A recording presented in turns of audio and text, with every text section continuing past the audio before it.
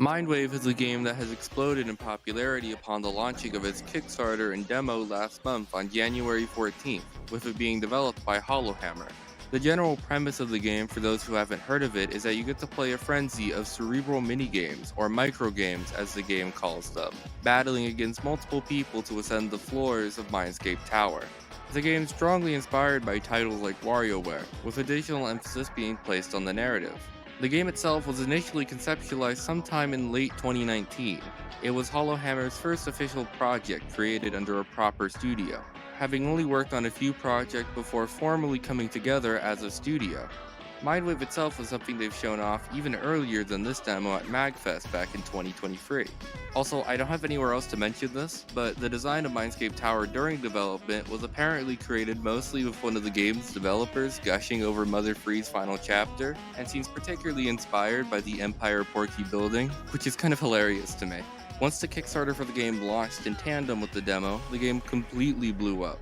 The Kickstarter's pledge goal of $40,000 was fully funded in just 31 hours. And even now, as I'm writing this script, there is over $300,000 pledged to the project, obliterating all the Kickstarter stretch goals. With the unprecedented success of Mindwave's demo and Kickstarter, I'd like to give my overall first impressions and a quickie review of what we have so far. Now then, the first place to look at when reviewing this game would naturally be its gameplay.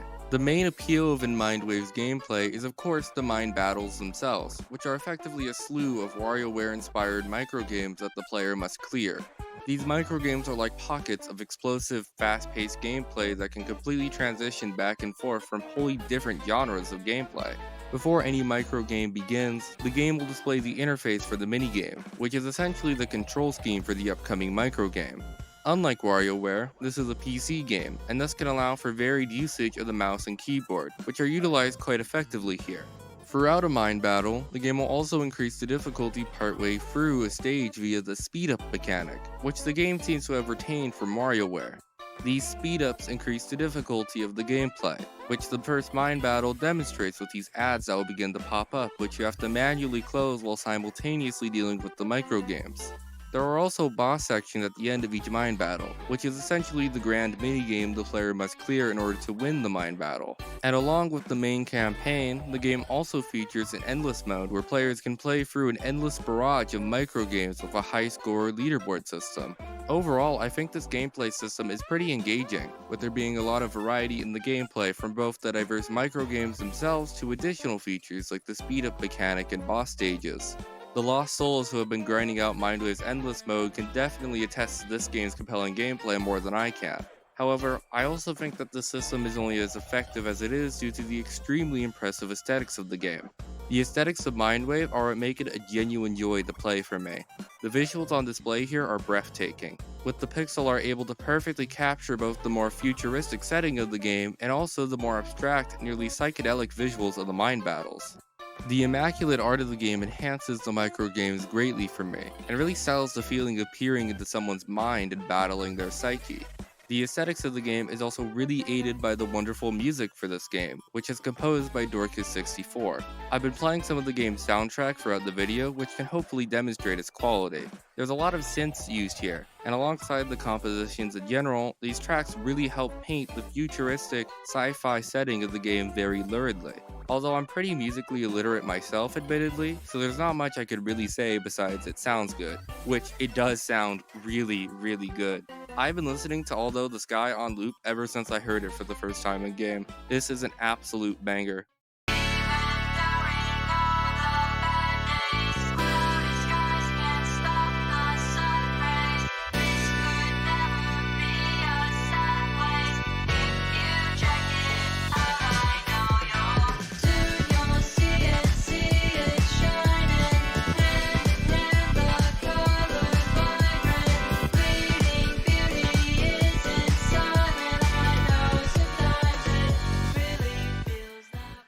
Beyond just the microgames and the aesthetics of the game, there's also another side of the game that's easier to gloss over. In between the psychedelic mind battles, the gameplay is put more to the back burner as you have the opportunity to chat with some of the other contestants. These are essentially intermissions between the main gameplay where you can choose to familiarize yourself more with the colorful cast of characters in this game. albeit you can only chat with them briefly before the main event of the microgames start.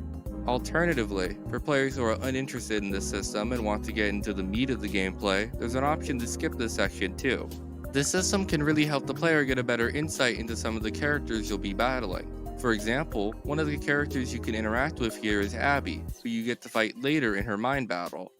Overall, I think these breaks between the action are a good addition, especially since the game's writing is both oddly realistic yet extremely quirky at the same time. I will say though that I do worry from a narrative front on if a system like this could result in certain characters feeling underdeveloped, since engaging with them is completely optional, or may just be inaccessible due to the player choosing to spend their limited time with other characters instead.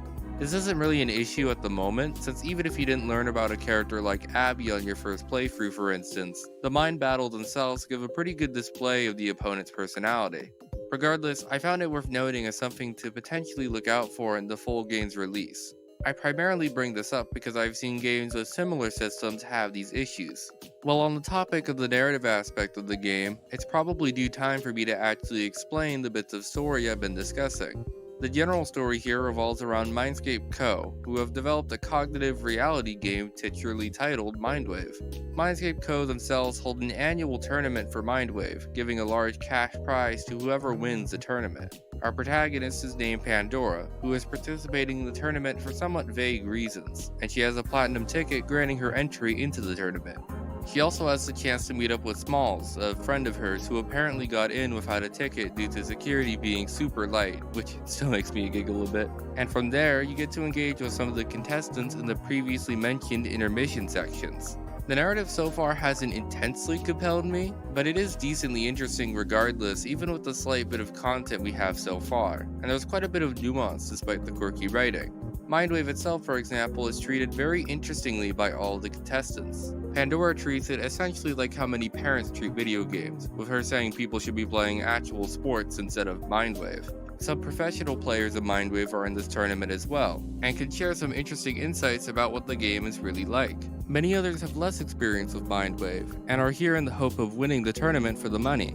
Despite them all being here for the general reason of winning the tournament and obtaining the cash prize, they each have their own perspective on the game and the company running it, which breathes a lot of nuance into the game's world. It's honestly one of the more interesting aspects of the game's lore for me, that I'm hoping we'll get to see further expanded upon in the full game.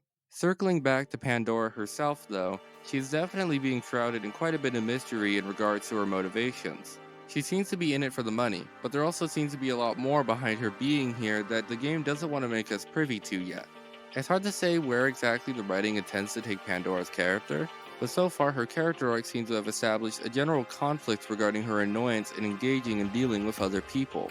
MINDWAVE itself is sort of a game built to test her on that though, as she quite literally gets the ability to peer into the minds of her opponents and get a better grasp on them.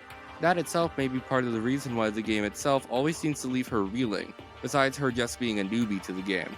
This is more speculation than anything else, but her name itself might be alluding to what happens in the future of the game. Pandora is a name that is most notoriously known in Greek mythology for Pandora's box, along with Pandora, who was the one who opened it. There's a lot of lore behind these myths, but essentially Pandora's box was a jar or box depending on what version of the myth you're looking at, which contained all the evils of the world, which when opened by Pandora subsequently released those evils that were previously trapped inside the container.